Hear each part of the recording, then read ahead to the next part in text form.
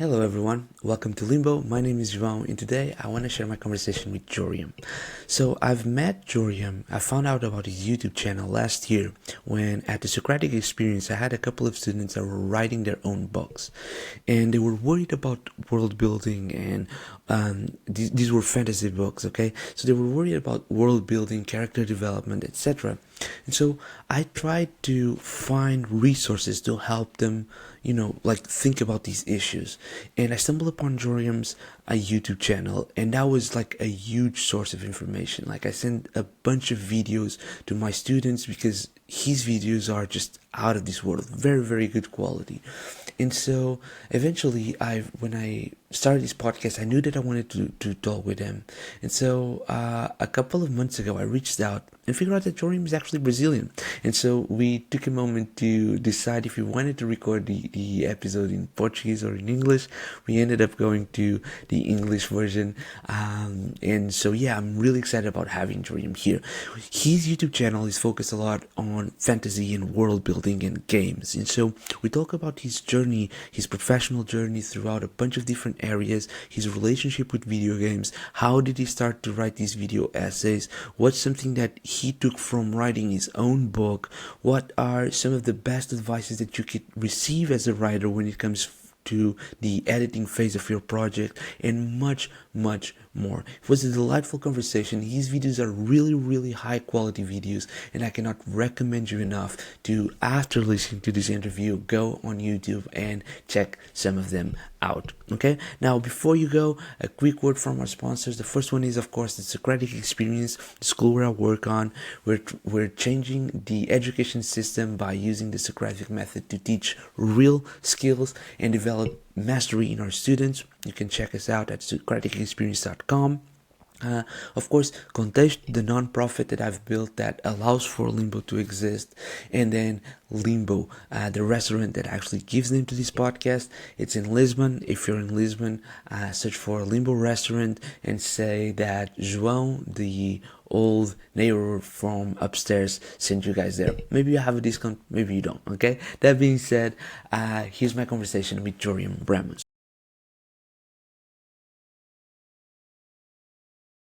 Hello, everyone. Welcome to Limbo.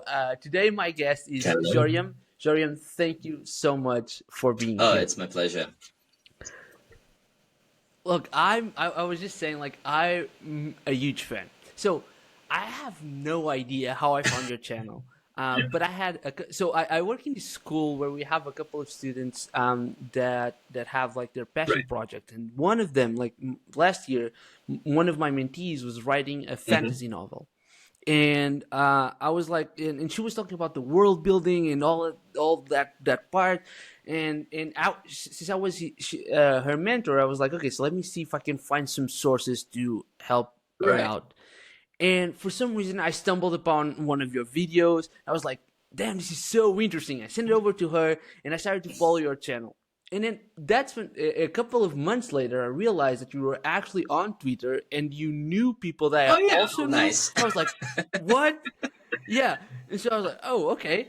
And then I said, well, I want to interview you. And I reached out to you, and suddenly I realized that you speak Portuguese. You're Brazilian. And I'm Portuguese. And so there was like a bunch of different combination of things that made me realize that this is going to be one of the most fun episodes that I've ever done. So it's just to tell you and to thank you once again for Yeah, being it's here. it's Now, it's nice. And hey, my channel, just to give people listening a little bit of context, it's not very big. yeah. I have what 13,000 subscribers in YouTube terms. That means that I'm a baby who is still trying to learn how to walk. So often I don't Yeah. really know if the videos get out there, if people really benefit from them, because of course that's my intention.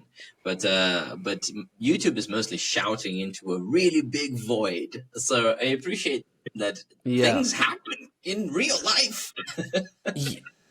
Yeah, they do. They do. And the thing is, like, I'm extremely bullish on finding. There's a certain vibe or aesthetic that you find on YouTube, where at least for me, I'm like, okay, this is like if this person keeps doing this for a long enough period of time, they will like have a boom.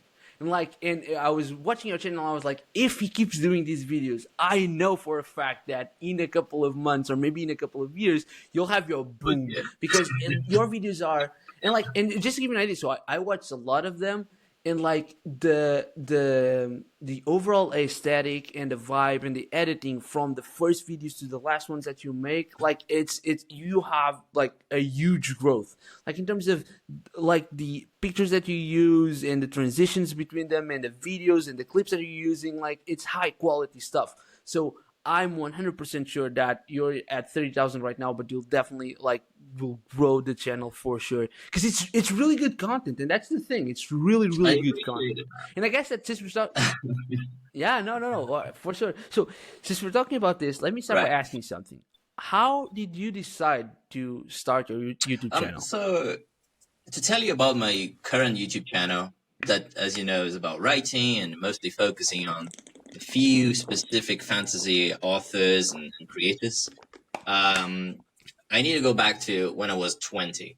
Um, I had just gotten my dream job. My dream job. Honestly, it's still my dream job. Oh One wow. of my first jobs out of university was as a assistant producer to a musical theater company. And if anybody is Wow. listening from Rio de Janeiro, I helped producing Sassaricando, which is a really famous theater play about the history of Carnival. Um, Honestly, Mm-hmm. I enjoy this work so much that I volunteer to work every weekend. And then my bosses were starting to say, like, you really shouldn't work all days of the week for 2 months. And I was like, please. So it was really something else. Something that could not be reproduced again. I needed to be young. I needed to have all the Yeah. time, you know? But one thing became clear from the very first month that I worked there. People had been doing that the same way since the 50s, maybe the 1930s. It was a very Okay. Jurassic work environment. And hey, everybody was happy. Work Mm. followed along, but it was everything on paper.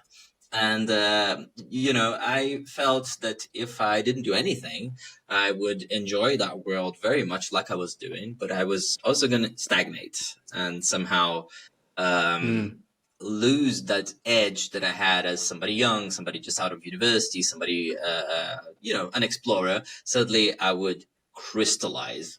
So I thought about this for a while, and I wanted to connect myself with some work that felt novel, that felt full of exploration, innovation, where things were happening, new things. And I have a huge passion for video games. And Mm-hmm. my final project in university was the creation of a very simple, very, very simple video game.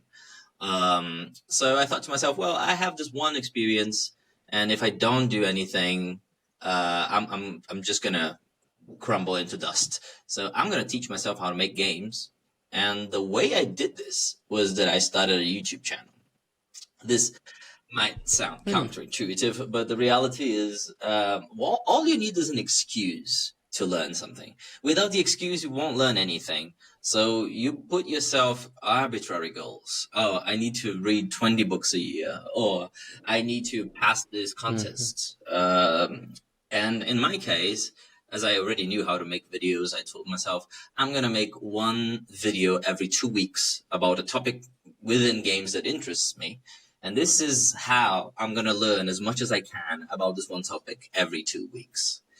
And turns out the perfect job had a date to end because culture is difficult to fund.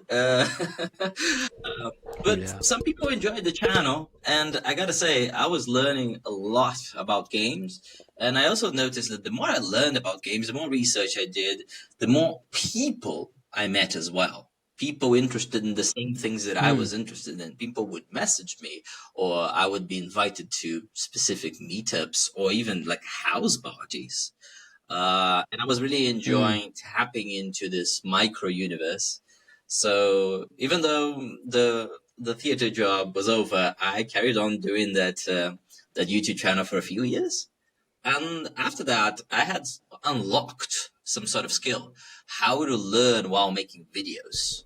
The new channel is an iteration on that. I wanted to teach myself how to write, and not only how to write, I wanted to write like Hayao Miyazaki makes movies. You know, I wanted that, whatever that is. I don't know how to name it. I don't know how to touch it, but I knew how to research it.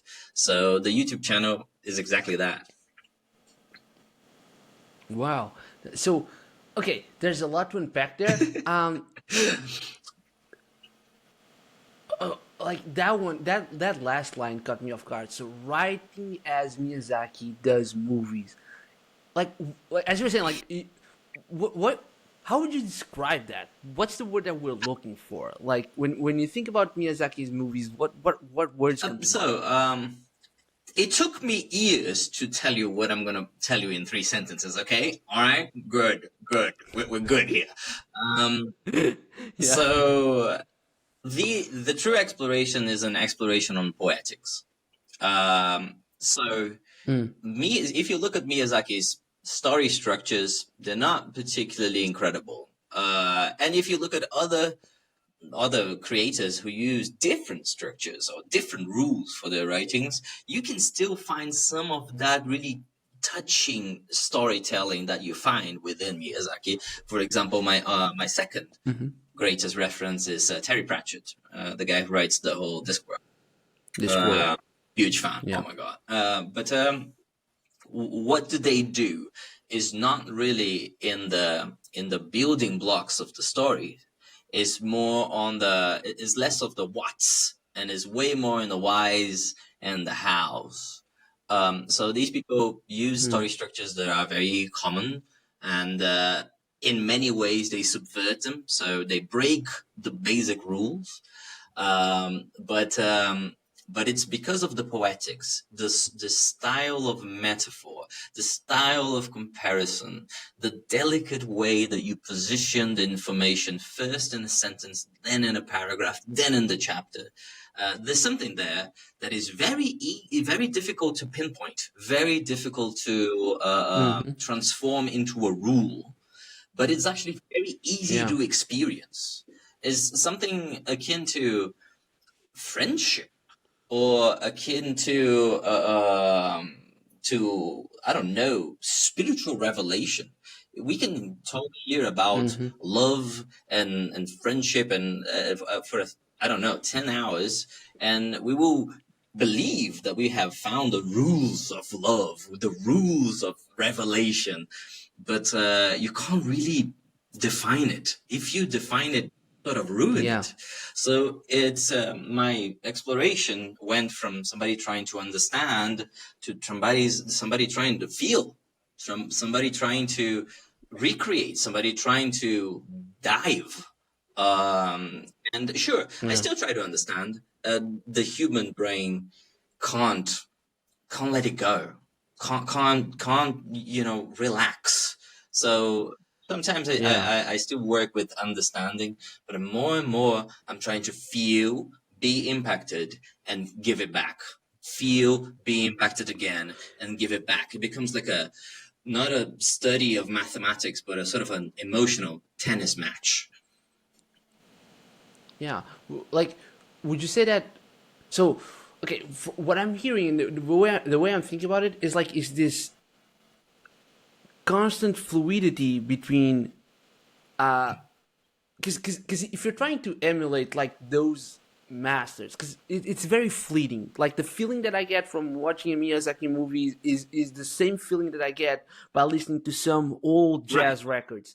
Like there's this great like there's this great song, very well known, called "In a Sentimental Mood," and John Coltrane and Duke Ellington have like this specific version, and like that's the kind of feeling I get when I hear when I watch a movie by Miyazaki. And I haven't watched them all, by the way, but just that kind of feeling. And so I studied jazz for a long time. I was a jazz musician before having a wrist injury, and so one of the things that I had to learn is, when you're looking at like a piece of music like that one, there's a part of you that's a student. and that it's extremely insecure. And because it's extremely insecure, you want to make sure that you understand every single rule, like all of the notes, all of the articulations. You want to be able to put all of that into paper so you can have like this reassurance of, if I want to play like that, I just have to follow this. And that will get you like near what you want.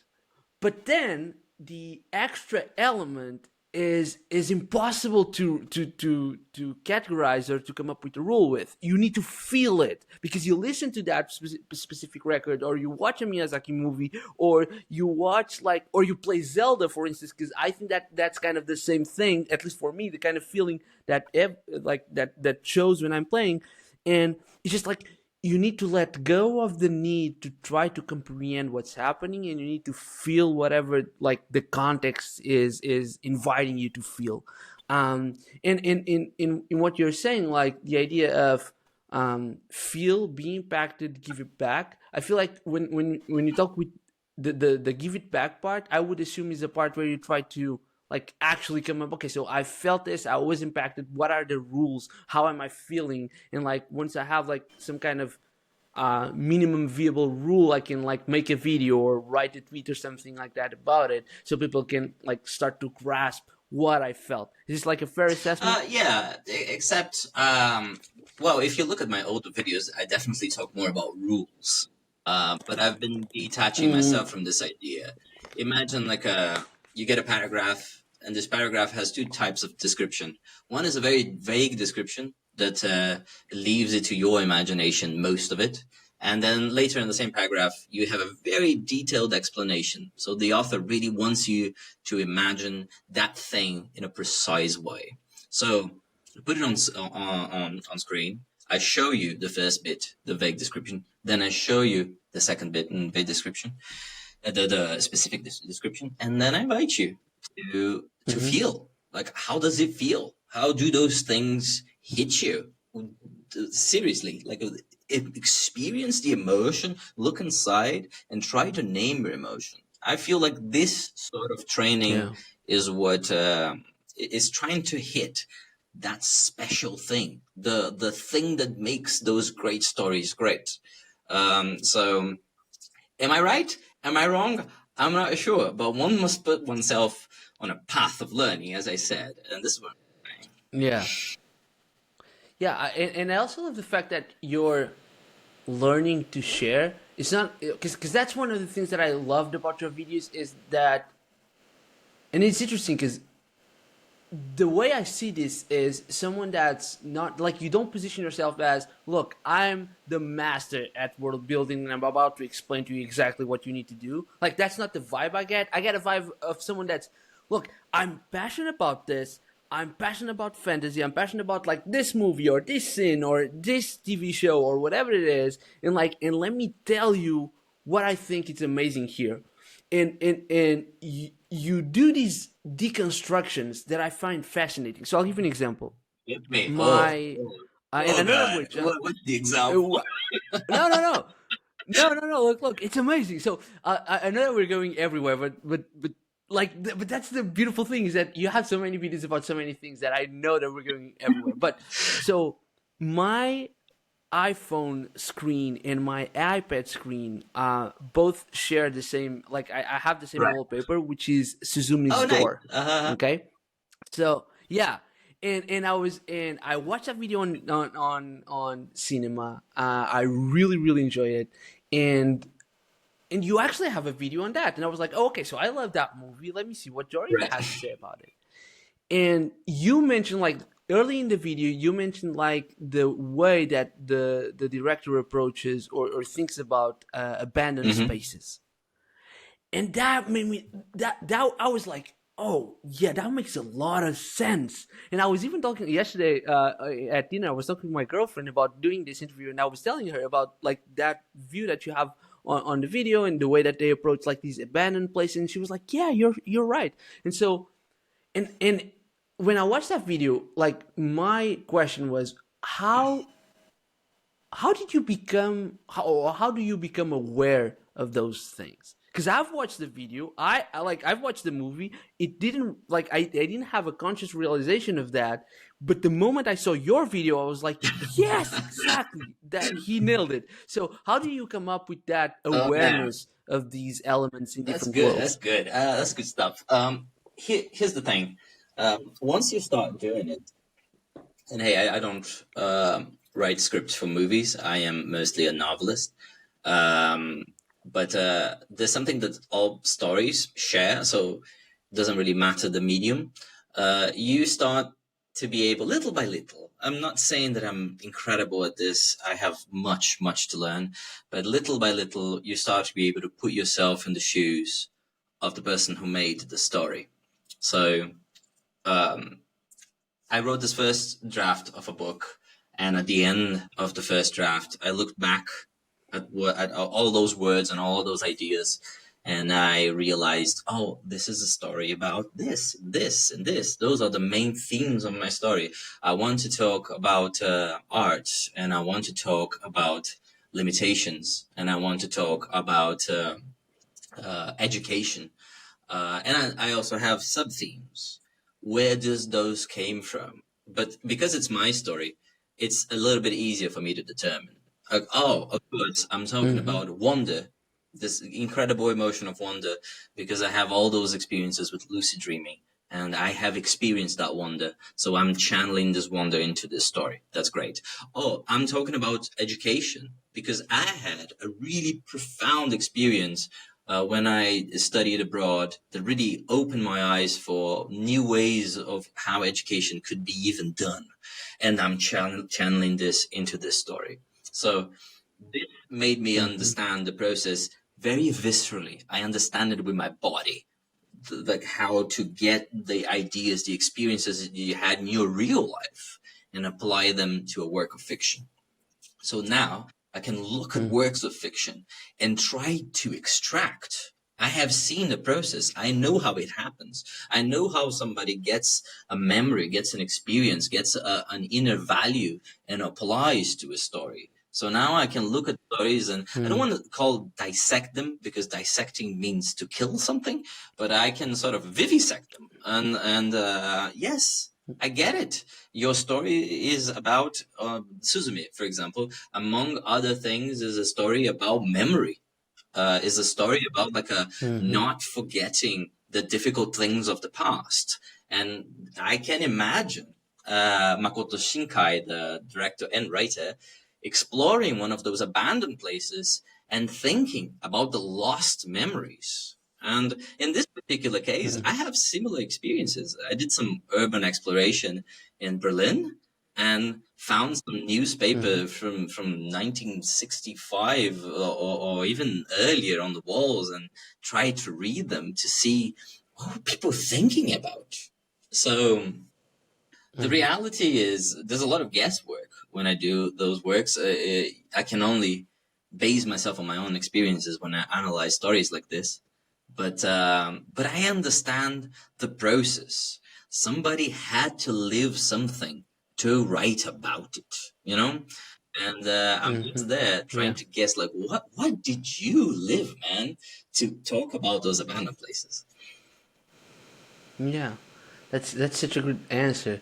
It's like you're it's almost like you're trying to reverse engineer. So instead of like the process of the author is, well, I went through this and now I'm going to let that somehow unlock this scene or this writing or this idea, and you're doing the opposite. You're like, okay, so if you had this idea, what kind of experience did you had, or what kind of inner value did you create in like in order to be able to do this? Exactly. That's wonderful. Okay, okay, so we mentioned a couple of things. We mentioned world building. We mentioned movies. We mentioned your writing. So let's start with the writing, because when you started off the YouTube channel, like your first videos are more related with Yeah. that aspect of writing a fantasy novel. So walk us through a little bit of that. Like as you were saying, you decided that you okay. I wanna because to me there's a focus that kind of changes throughout the history of your channel. where you started off just merely with writing, and then you go into world building and magic systems, which are part of the building. But like I really enjoyed that transition, and I was wondering if you could like walk us through that. So why do you start with writing, and then how does that leads us to you making world For building sure. videos? The answer is quite simple, and some people might find it disappointing. So here's the thing. When you write a novel, you need some sort of method. I'm not saying that you need to follow a method that is incredibly strategic. I don't, for example. But you need to find some groove that works for you. And this is my idea when I started the channel. I had started the story. I didn't know exactly where it was going, but it looked like it was wanting to become a book. But I didn't know how to write a book. So I started the channel as I started exploring how does one write a book. And reality is there are many different correct solutions to this problem. Each method sort of aligns better with a personality or another. If anybody listening to this wants to write a book, the first step that I would give would be like, hey, have a look at all the different little ways that people write books. Have a look at like 8 different options, see if anything clicks with you. So I start that, but I get lucky. Okay, I get lucky. It's luck. Luck is a resource. It happens, and very quickly I stumble upon a method that works for me, and it's a method that's mostly associated with Stephen King, who wrote The Dark Tower. I have a Dark Tower tattoo. I can't show you right now because I got long sleeves, but I'm a huge fan. That's fine. Got it. Yeah, so I stumble upon this technique that works. Stephen King's technique is brutal, but it's very simple. It involves writing a lot on your own without showing your writing to anyone. He says, doubt will keep you going, certainty will make you stop. So if you're certain that your work is bad, or if you're certain that your work is good, you're going to stop writing. So you must live a life of doubt. Yeah, I know. There are specific moments, only in those specific moments, you show your work to anyone. So I try that. And not only that, I explained just one part of the process, but it seemed to work for me. So I kept on going, and I kept on going, and I kept the doubt alive. And when it got to my first round of feedback, I'm a naturally optimistic person. And then I sent it to feedback, and the feedback came back, and the story was completely unreadable. It was broken. So from that point on, I realized that I knew what I had to do because I had this method, and the method said, this is what you do. Oh, you received your first feedback. This is what you got. You got to rewrite the story. So rewrite the story. And I rewrote the story. And I knew that at the end of this rewrite, I would have to go to the same thing again. Ask for feedback, get the feedback, process the feedback, rewrite the story ad nauseum. This is a process that tries to guarantee that your story will be good. But in exchange, you don't know if you're going to write the story for 1, for 10, or for 100 years.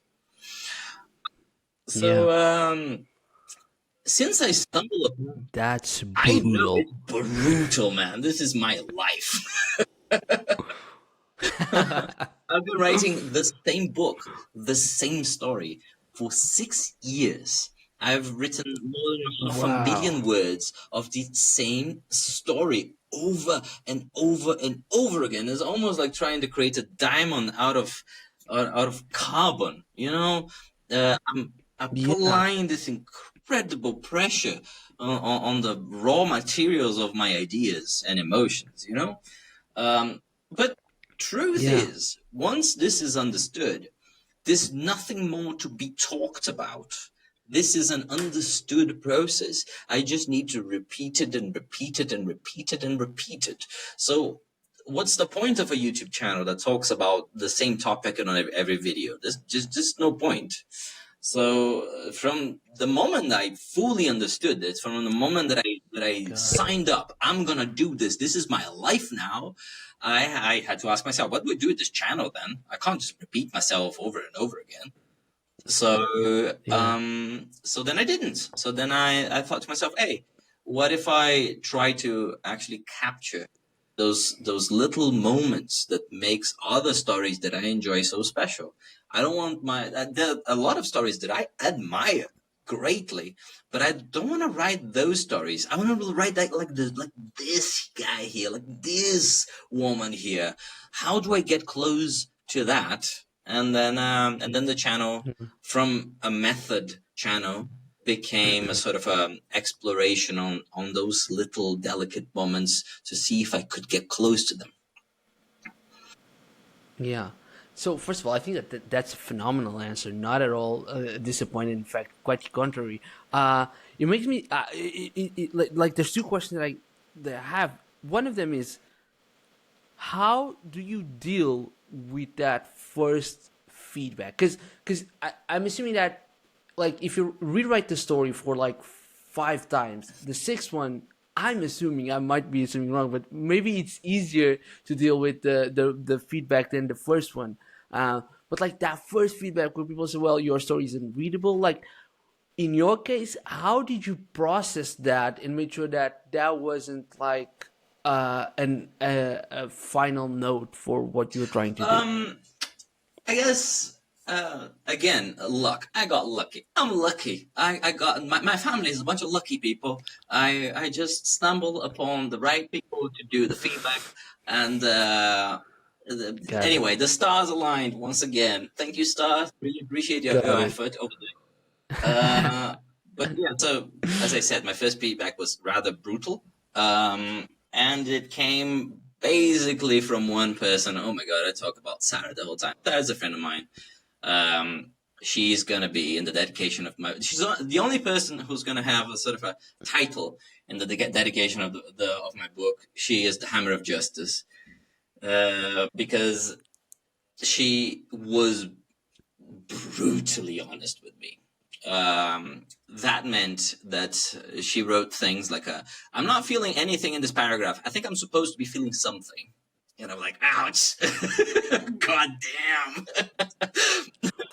And I don't know, 4 pages later, there would be comments like, who the hell is talking here? No matter who it is, the sentence has no personality. That's why I don't know. I'm like, oh my God.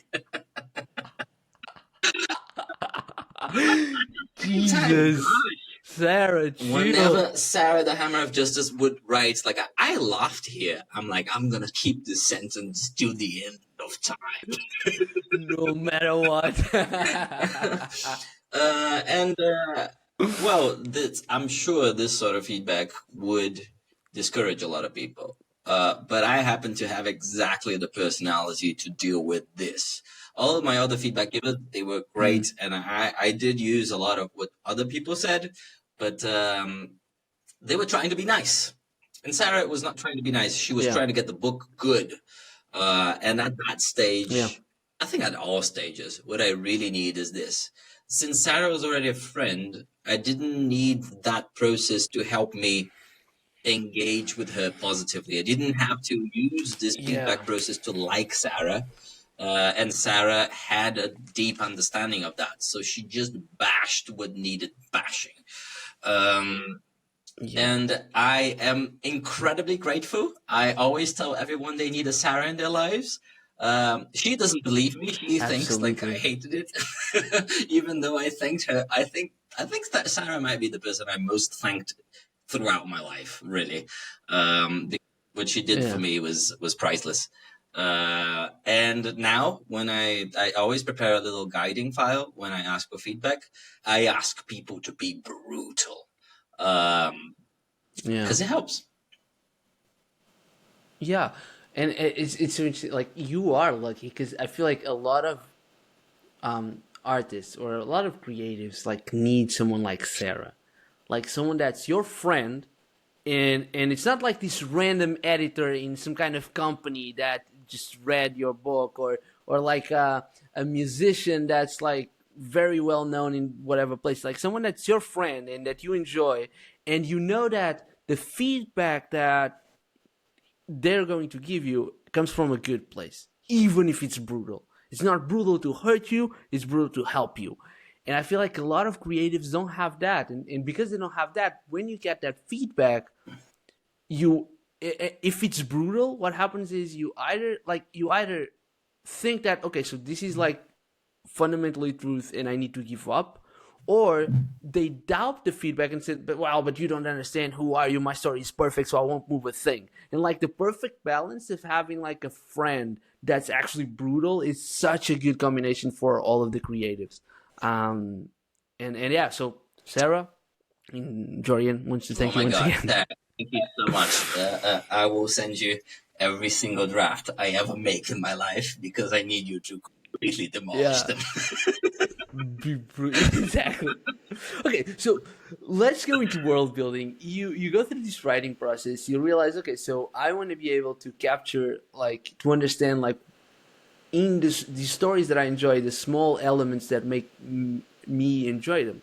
And I feel like that's a lot of what a jazz Mm, musician does, where you're listening to, like, a lot of people think that jazz is just pure improvisation, and it kind of is, but it's actually rather complex. I've given a couple of talks right. about that, where for you in order to make what we call spontaneous composition, you need to be able to understand like all of the notes, and you need to be able to understand all of the elements that you want to have available. So when you're like coming up with something, like those are tools that you can use. In one of the ways that you do this, and I've learned this with an old teacher of mine, he told me that the way you do this is you listen to a solo in the music, no matter the genre, and if you like it, you need to understand, what about this do I Mm, like? You need to go and explore. Is it about the chords? Is it about the melody? Is it about the rhythm? Does it have to do with the soloist, or is the way that the whole band is comping for the soloist? Whatever it is, you want to find those elements so you can have that as a tool if one day you might need it. And I feel like what you're saying, and from my understanding, like a lot of writers do this, where you're looking at different writings, you're looking at different stories, at different authors, and you're like, okay, so I really enjoyed this particular element of this author, and I want to understand it more deeply. Uh, and so I guess my question is, you changed to world building. Like, where did you start? Like, were you immediately drawn to Studio Ghibli? Were you immediately drawn to magic? Like, did you make a list of all the stories that influenced you? Like, how did you start that world building part? um, hmm.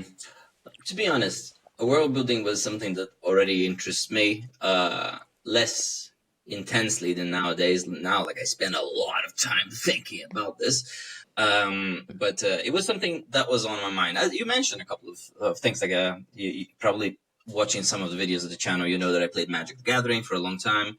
Magic the Gathering has one of the best world building teams on the planet right now. So I this is the thing about fantasy, right? That is so difficult to reproduce in other genres. You can be transported to this other world where things are different. And what is different is infinite. The differences between our worlds and the fantasy worlds we create, there's no limit to that thing. We could Mm-hmm. spend an eternity here coming up with worlds, and we would never reach the end. We would never reach all the possibilities. So that is what attracts me to the fantasy genre as a whole, and to the Mm-hmm. really high fantasy worlds like Brandon Sanderson's Cosmere, where like there's magic everywhere, to the little tiny little worlds where just one thing is changed. What if this one aspect, how we look at each other, had this magic? How would that change everything just Mm-hmm. because of this one aspect? I love it all. But as I said, I started with the Stephen King method, and uh, this is not like a set of rules that he writes. Actually, Stephen King has this book called On Writing that's a little Mm-hmm. deceptive, a little sneaky, because it's not a book about writing. It's a memoir. But guess what? When you write a memoir about the life of a writer, you end up talking a lot about writing. But believe me when I there's a Yeah. lot there about being a child and being hit by a van. But the method eventually, in the middle of the book, not in the first chapter, he introduces the way that he thinks, about writing. And the first thing that he said, it already starts very interesting. He says, you need an idea that you really care about. And here's the first pitfall. We all have ideas that we think we care about, that we project that we should care about. And those are not necessarily the ideas we actually care about. So here's my extraction of Stephen King's tips on that. Grab an idea that you've been thinking about for the past 4 years. Something you can't forget. Something that comes back to you. This is not an idea that you think you should care about. This is an idea you actually care about. So what is an idea? Maybe you saw a documentary. Maybe you had one conversation with your mom years ago, and this thing, you can't let it go. And then get this idea, close your eyes, put this idea in the middle of your mind, give it characters, give it a little situation that is related and completely immersed in your idea, and let the movie play in your head. Now, some of the people listening to this, probably around 1 to 2%, are going to really have a hard time because not everybody can create images in your head. But I am one of the people who is in the opposite of the spectrum. I can't not create images in my head. I never had a second of silence inside my cranium in my entire life. So for me, it comes easy. I have a brain that is somewhat similar to Stephen King's. My initial idea was very simple. It was this sort of half-imagined boy in this misty mountain, and he's walking around very confused. He doesn't know how he got there, and eventually he realized that actually this is a dream. That's it. That was the basic idea. I closed my eyes, I put my boy there, and I'll tell you, I didn't do the work. The boy did the work because he got somewhere in his walk. And I was like, okay, so I wrote it down. Yeah. And then I closed my eyes again. And then he met someone in his walk. And this someone was not entirely human, or maybe not human at all. So I opened my eyes again and I wrote it down. And I did this for 8 months. And I had a first draft that made no sense at all. It was like this whole scarecrow of ideas. But I had a world. I had a world with different rules, and then comes the process of getting those story structures, of understanding character arcs, of understanding emotional evolution. Then the rules then the scales of the jazz come into writing. Then you're like, okay, I got this formless thing. It's beautiful. How do I create a world here where I'm going to invite the reader to care about the things that I care about? I care about this and this and this and this more than I care about everything else. Maybe you spend your whole day thinking about your health. Maybe you spend your whole day thinking about your money. Maybe you spend your whole day thinking about the sins you committed. I don't think about any of those things. I think about this and this and that. So what if I create a whole world, a whole universe, where the things I care about are actually more important, just so that you can come into my interests for a little bit, just so that I can point you the things that I find fascinating, so that you can find fascinating too. And because of the fantasy genre, you have the opportunity of doing this outside of the mind of the characters. Of course, you can introduce a character that thinks in a certain way, but in fantasy, they don't have to. They can go to places. They can explore the rivers of your values, the temples of your interests. And this is what attracts me to the genre, really. Yeah, that's such a good answer. And it's one of those things where, like, because I'm going to be honest, when I started to look at your videos, I did it because Courtney, the student that I had, was writing her book. And I'm going to admit here, because I really enjoy fantasy. I've always enjoyed it, but I stopped reading for a while. Then I got back to it, but I stopped reading, and I had no idea how to, like, I still don't have an idea how to write the fantasy book. Of course, she was doing it, and she was arguing with me that, well, I need to spend as much time as I'm spending around world building, because I was like, well, okay, but maybe it's time for you to write the story. And she was like, no, but the world isn't perfect. I'm like, why do you need the world? That makes no sense. Okay, and so, but I'll help you if that's what you think you need. Let me go for resources. And when I started watching her videos, like, was one of those moments where, like, the equivalent would be, and I know this is a silly comparison, but it would be when I realized that I could, like, get a pan, put some olive oil, garlic, and onion, and then toss something in there, and it would be good. Like, and so what happened was, like, it was like this oversimplification of, this is something that's very easy, and it will make everything else better. And I watched her videos, and I was like, oh, okay, that's why she's spending so much time in world building. Because if you do it properly, then everything that happens in there is, like, influenced by all of these different elements, and automatically increases the quality of everything that's happening, of the dialogue, of the characters, of the way that I'm going to relate with the characters as a reader, of the way that the characters are going to relate with themselves. Because if you create a world where certain kinds of creatures have magic and others don't, well, immediately a sense of inequality might rise. And if that's something that you want, well, that's something that you need to build. And so, and I remember going back to Courtney and saying, well, I was completely, absolutely wrong. You're totally right. Spend more time on world building, but make sure that it's good. And so, I guess that I had never realized how important that aspect is.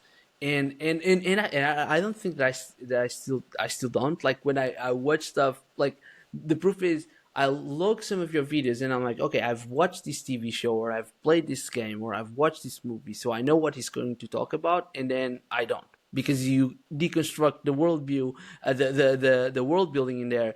And I realized, oh, okay, so I've learned how to assume this position of, I have no idea, like, the aspect of world building. Let me search for it.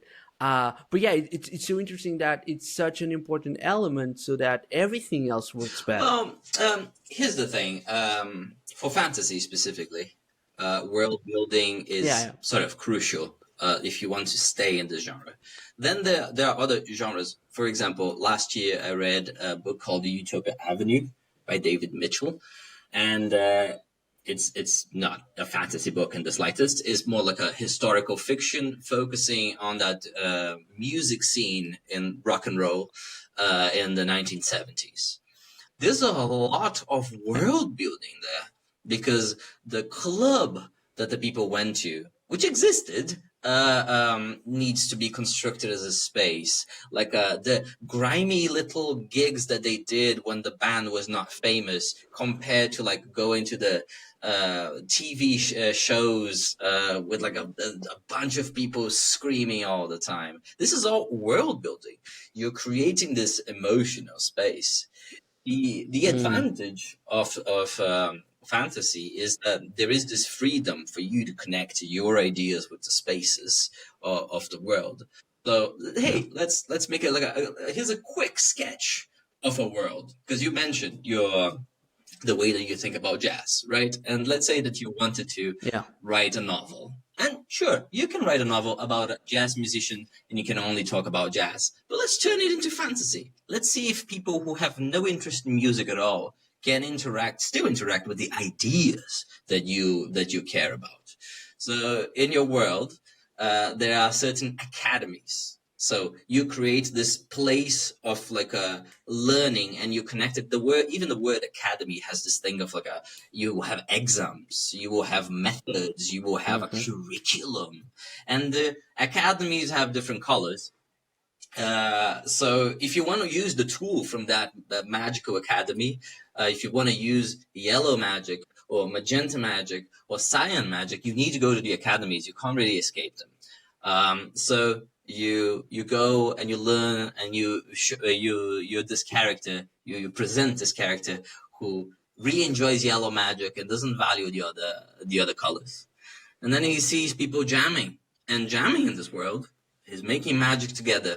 When people Creates make magic colors. together with Yeah. different colors, they can create, of course, secondary, tertiary colors, and the character starts to understand the beauty of it, the nuance of it, right? Especially when he sees that if you mix opposing colors, you can get to pastels, something that you could never do Yeah. on your own. And then you start to integrate this idea of the academy, so like this, the rigorous structure of music learning, with the idea of jamming. So to putting that into a more free-form, beautiful thing where you're not exactly sure what the end result will be. It's more like a journey that you go together. So this world teaches you about jazz without talking anything about musical notes.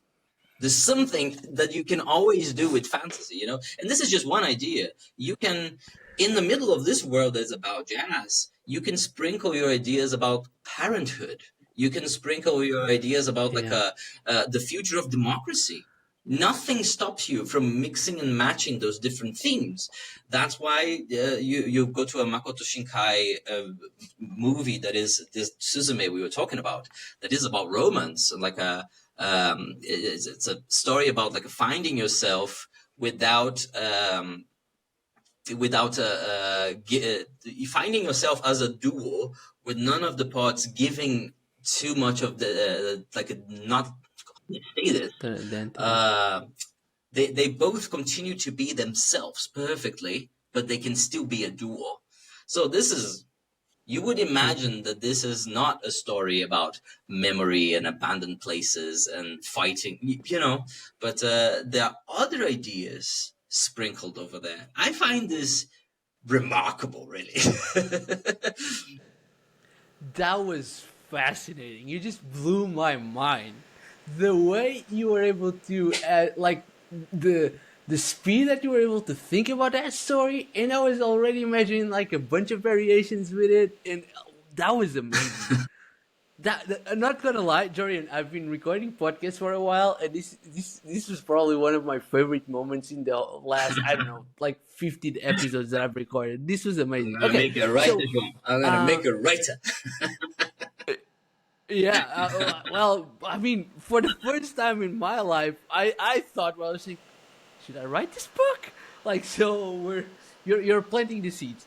Okay, so you have this series of videos called World Yeah. Building Tower, where you in fact I won't tell you, like, explain to the people that are listening like what World Building Tower is, and then I'll ask you a couple of questions Okay, about it. okay, but I must start just by saying like the world building tower is on indefinite hiatus. Okay, okay. Yeah, yeah, yeah, yeah. I'm experimenting. I'm in a very experimental moment right now. I'm experimenting with a lot of different things on the channel. But the World Building Tower is a series that I ran for I don't know, maybe a year and a half, maybe 2 years. And basically, Mm-hmm. I grabbed the story, or generally not a story, but a very small piece of the story. So one character motivation, one scene in a movie, or a couple of paragraphs in a book, and I really tried to nerd out and figured it out. So because the part of the story was limited, I tried to explore it from different perspectives and try to extract some sort of lesson from that. And exactly, it was a time that I was more interested in the process of understanding, which right now is less important Mm-hmm. for me. But the whole point was to show the process of learning from start to finish. So at the end of the video, well, at the middle of the video, I would sort of present rules for an exercise around Mm-hmm. the thing that we just explored. So if we explored a moment of world building, then the exercise would be around creating a different world with rules, with the aspects similar to the one studied. If it was about a character, I wanted a scene between two characters that show their personalities in one particular way. And at the end of the video, I wrote a little Yeah. something. I wrote something related to that, just to show that it was possible. I always made a point to say like, hey, this is not the final answer to this question. This is just my answer. Yeah. And often in the An comments, example. somebody would Yeah. come up with something way more clever than me. But yeah, it was a of all the things that I've done, I think this was the series that made me learn the most. Um, but yeah, there's a bunch of episodes there if anybody's interested. No, look, the reason why I'm mentioning that, and I know that you once again you moved away from that. At least recently, you've been doing other types of videos, and I really want to talk about some of them. But like, I love the structure so much. The idea of you picking like these, usually like known for someone that's into fantasy and all of this, like you're not picking like these random novels written by like these foreign authors in whatever. Like these are things that you know, and you're deconstructing parts of it. And then what I loved about it is, so here's what's happening, here's why it's happening, here are some of the things that you can do with it, and here's my challenge to apply them into a story. And I found that fascinating because it's like you're going through, as you were saying, like the whole learning process. And one of the things that kept blowing my mind was, I remember like scrolling down your channel, and I randomly picked the Attack on Right. Titan video, where you talk about the ore that comes from the Right. Titans. And I remember watching that video, and like, and once again, as I was saying, like, I keep repeating myself, but it's like when I watch some of your videos, it's like you're pointing out these extremely quote unquote obvious things that I had never noticed and make total sense. And so we go through the video, and then you explain that it relates the way that we perceive reality and how close they are to humans. And so if they're far from us, like we have some kind of like emotional reaction to it. But as they get closer, we kind of get more like sympathetic Yeah. towards it. But then if gets, there's a level where, and I don't remember the actual name of the curve, but like they're close to humans, but they're clearly not humans, like where you find like this repulsiveness of it. And you were describing this in the video, and I was like, oh my god, that was exactly how I felt. And so, and then I went through some of your other videos, like you talk about Zelda, you have like the moving breakfast. That video blew my mind as well, where you're like you're pointing out this, and you're sharing all of these lessons, and you're putting yourself out there and writing something. And I promise that this was a bullet to a question, which Okay. is how how, how do you, like, so my question is, how do you go about, or how you used to go about doing one of these videos? So like in Attack on Titan, like how do you pick that particular topic, or the owls moving breakfast? Why did you pick the breakfast, not anything else on the movie? Like, what's your process coming up with Um, this? so once I started making those videos, or maybe once I started writing, actually, less than the videos, I started to engage with media differently. So I can't really watch something right now and not think about it. This is completely impossible for me. My brain is already there. As I watch, the brain is already processing, and my questions started to change. I started at the beginning when I was just started writing. I was trying to ask myself, well, why is this good? Why is this bad? What are the characteristics? And this is a useful question. Useful, definitely, but eventually I got better than this. I got to the next step. Uh, Basically, when I would feel some strong emotion, could be bad, could be good, could be neutral, could be strange, could be strangely placed. Like, when you watch a YouTube video that was posted yesterday and you feel nostalgia. Wow, wow. And I started asking myself, how do I reach this qualia? That's the thing. Like, how do I reach this emotional experience? And the example you mentioned, the Attack on Titan, is a good one. Like, it's not fear exactly. It's not revulsion exactly. There is a thing about the way those creatures move that makes me feel in a very particular way. There's a qualia there. So just naming it fear, Yeah, it's not enough. So those became my doesn't object make of justice study to it. when I was doing the world building. So, and honestly, still now they are. I get a very specific emotional state, very specific. I don't want anger. I don't want happiness. I don't want confusion. Those are too simple. I want like the thing I experience when I first see one of the Titans smiling. So how do you get that? And this is a question that doesn't have a definite answer, but it's a field of exploration. So by the time I was doing the Worldbuilding Tower, there was a certain path to it, like how do I create an exercise about this? So that made my life easier. Nowadays I'm a bit more freeform. So sometimes videos take 25 hours to write. But you know, Yeah. it's part of the journey. Yeah. Well, okay. So let's get into some recent videos. I absolutely loved the "Why Do We Love and Hate Elemental Magic" Oh, video. great. So, and I was just talking about that with my girlfriend. When like in preparation for this conversation, because recently I started to play Dungeons and Dragons. That's something that I had never done before. And like students at the school where I work, they have a couple of clubs, and I was like, "Oh, this is amazing! This is amazing!" So I decided to try it with a couple of friends. It has been amazing. And we were talking about like magic, one of the characters is a wizard, and like they have a couple of schools of magic, and usually people go for the elemental one because like it's the one that people Yeah. associate Mhm. with magic. And so you can imagine, like, I was going through your channel, I was like, oh, this guy has a video on elemental magic. Perfect. So I started to watch it, and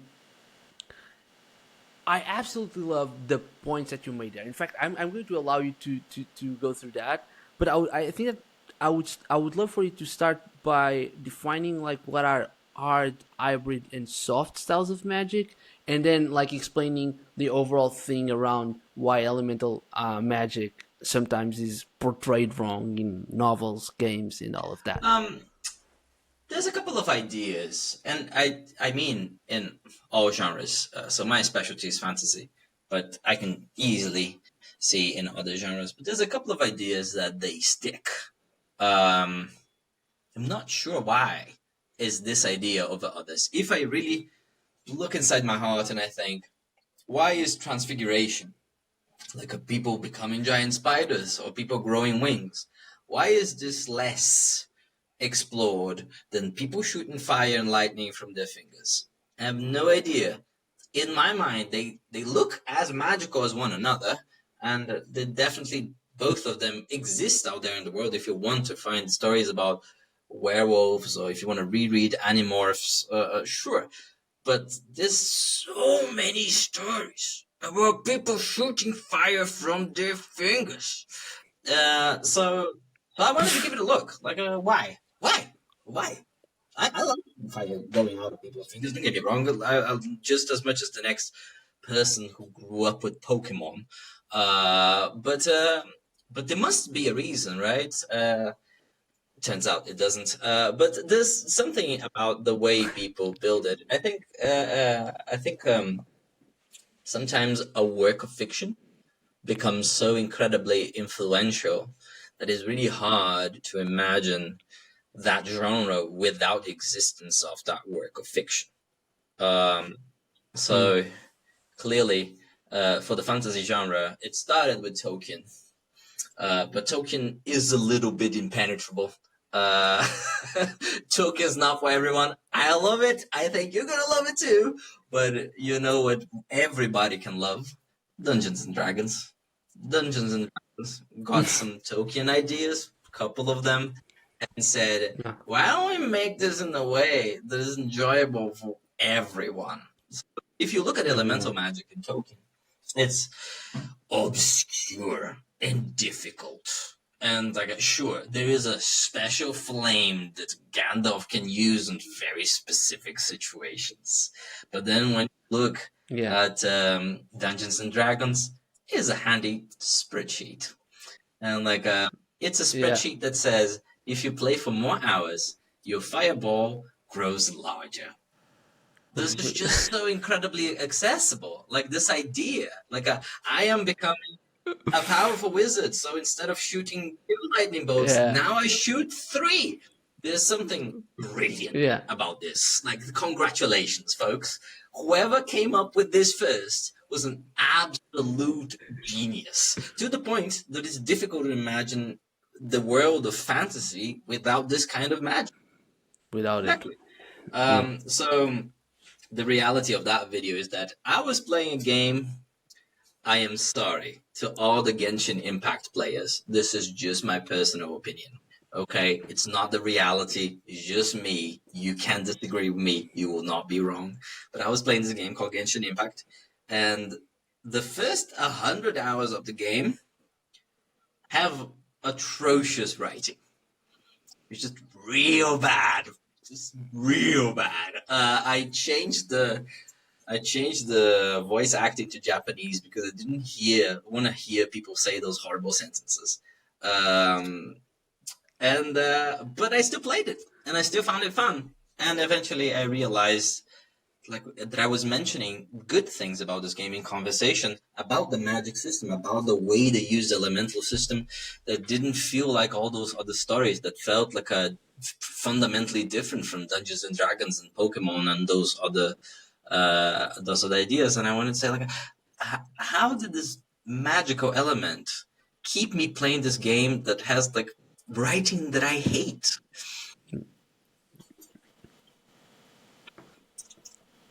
Yeah, and like what I love about that is the way you actually go into detail, where the way that usually they portrayed like fire characters, for instance, are like these very extroverted characters, and what they did in the game, and that was something I really enjoy. Like showing is that you had a couple of characters that follow the typical archetype of someone that practices that type of magic, and then you had a different character that would use the same type of magic, but with a completely different archetype and with a completely different intention behind it. And even the fighting between them, like the fact that you're playing Pokemon and you have a water Pokemon against a fire Pokemon, and you use water gun and it's done.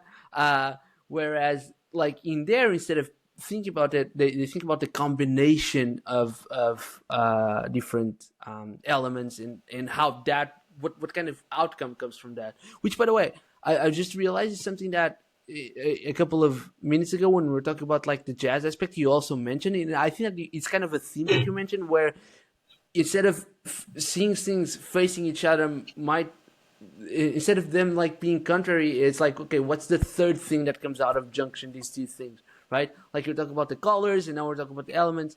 But yeah, that was one of my favorite videos. And okay, because we're running out of time, and we have Oh dear, sorry, what? I just said. Yeah, okay. So because we're running out of time, I there's a couple of last questions that I want to make sure that I have. The first one is, it's a very selfish question, but it is, and I want to know, in your opinion, what makes the world of Zelda a good world? Well, the world of Zelda is not one world, right? Each game, and I love this. Take my hat off. Each world allows itself to both have this nostalgia for the past experiences. So the Zelda games reference one another very often, but also they're not bound to it. So sometimes completely new things emerge, and those new things are going to be the ones mentioned in the future. But the Zelda series, as most Nintendo games, they do this one thing very right. They know what is the emotion that they want to create. So those games want you to feel challenged. Those games want you to feel like a hero. Those games want you to look at the world and have this like a deep sense of discovery, as if and those experiences that we don't have in our lives, right? When was the last time that you jumped on a horse and rode into the steppes of Mongolia with all the directions that you could follow, and you just looked into your heart and said, today I want to go left? Like, when was the last time you did that? Like, we don't do it. We don't do it, but we crave it. We crave it. know. And sure, those games had to be created with video game limitations in mind. So in the first game, you didn't get to see a vista because the video game just didn't allow for this sort of experience. But Yeah. then you realize that you went to the left once and there was another part of the map, and then you went to the left again and there was another part of the map, and then you went to the left again and there was another part of the map, and suddenly it clicked. Like, I don't know where this ends. So that's the core. That's the thing they wanted you to experience, right? And then look at the Nintendo 64. Decades later, you go to this. You have like your first few challenges, and then you reach this field, and there's a volcano in the distance, and there's a castle in the distance. And now, when we play that same scene, you look like this field. And it feels like the size of a playground. It's nothing. It's tiny. But at the time, it was what the computers could run, right? And you're like, wow, I can go anywhere. So that's the emotion. That's the emotion. And that's the emotion you still have. You know, the newest, sorry, I haven't played the newest because it was released a few weeks ago. But Tears of the Kingdom, one of the first things you do when you've been playing for 10 minutes is that you jump from this cliff and you see the world, and you know you can go anywhere. So this is the emotion that existed since the very first game, is the thread that connects everything. They know what this qualia that I was talking about is not a simple emotion. It's a very complex emotion, and they spent years thinking about this, trying to evoke exactly this. So I'm a huge fan of Nintendo's work. Recently, a bunch of studios trying to outsource as much work as they could to AI to cut costs. The Baldur's Gate 3, a really famous game, came out, and a lot of studios came back from this experience saying, you gamers can't expect this level of quality in every game. We have to pay our bills.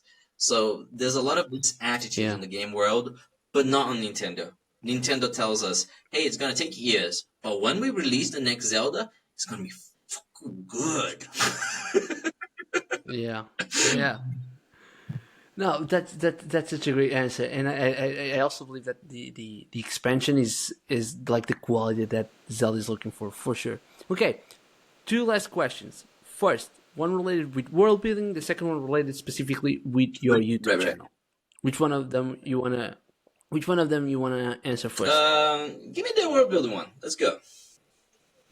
Okay, so if you had to pick one world that you've either done a video about or written about or actually read or played to live in, to experience. I mean, I'm not saying if you can choose between living in there or just experience for a day or a week, which world would it be? It's easy. Oh, so easy. I would pick the Discworld without thinking about it. There's something that Terry created with this world that is unlike anything else. You enjoy the bad things in this world because everything has so much charm, so much personality, that I would go to his stingy bar and I would ask for a beer, and it would be both expensive and like low quality. But this is what I want. I want to be in that space. And hey, the best character I ever read in any story, the best one, including all books, all games, all movies, anything, is Death by Terry Pratchett. Okay, I was hoping that you said that. I only read one book from Terry Pratchett, and I think I was like, I think it was called Death or something like that, where it's like, I don't even remember the whole thing, but I remember Death being a character in the way that he wrote about it. I was like, oh, this is such an interesting character. But I haven't read anything else of him, and clearly this interview is like a way, it's like clearly a sign for me to go and read this world. But yeah, Death is such a good character. Death is such a good character, and I think, look at this beautiful thing. Like we talked a bunch about putting your values, putting your ideas, putting your the things that interest you and you care about into your work.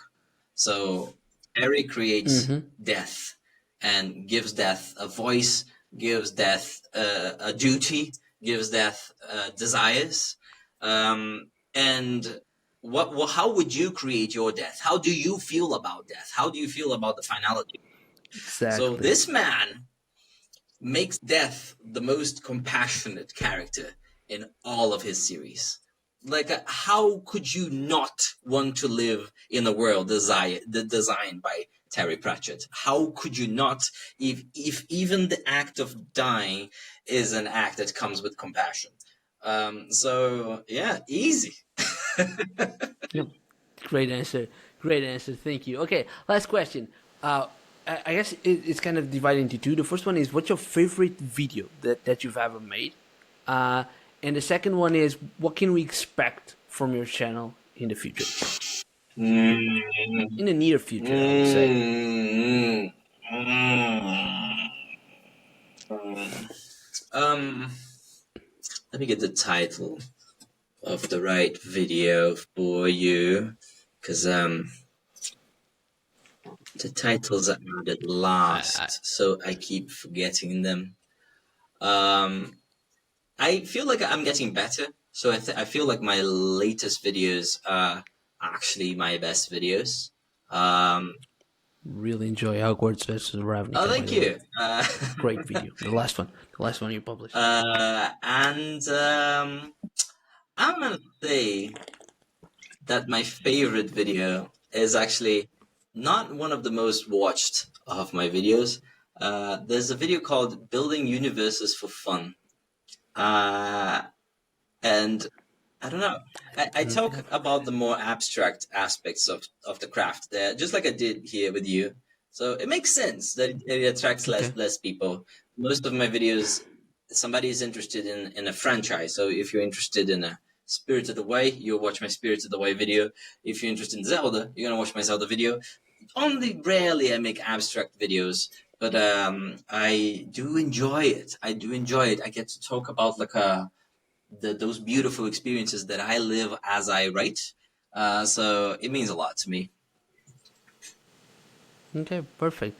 And in the short term, what can we expect from your channel, My channel Joriam? is in a process of, as I said, experimentation. So in the short term, you can expect that the visuals are going to change a lot. Probably on the Friday. Oh God, I've been working on this for months, and I'm trying to do exactly what I do, but one step removed. So I am about to post two videos that are basically what I explore, but I go a little bit further away.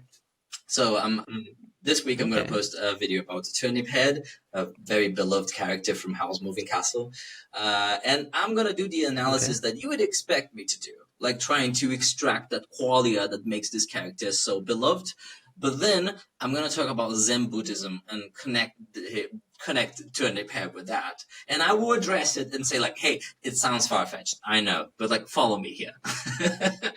And hey, I Okay. just put countries. Well, My head is full of ideas. So I'm also going to release videos that are less about exploring scenes and characters, and I'm going to talk about a couple of concepts. So I have a video about talent that is like half edited already, ooh, and I just want to explore this very this very abstract idea of talent. What do you do with talent? How do you find your talents? How do you tap into your talents? So yes, my examples are about writing, but the video is actually about anything. any kind of talent. Well, Joriam, this was amazing. I really, really enjoy it. If people want to find out more about you, if they want to reach out to you, besides your YouTube channel, where can they find you? I'm on TikTok. I'm on Twitter. I'm on I think Blue Sky with all the same name as the YouTube channel. It's just my name is Joriam, Joriam Ramos, Ramos. So I'm very easy to find. I have a weird name. Yeah. Well, we'll post all of the links on the description. Joriam, thank you so much. This was amazing. Everyone, go and follow Joriam in every social media and on YouTube. I promise his videos are indeed amazing. And yeah, this conversation was just great. So thank you so much, Joriam. Thanks, To man. everyone watching, if you like the podcast, you leave a review in your favorite podcast platform, and I will see you all here in the next episode. Bye See bye. you. Thank you. Bye.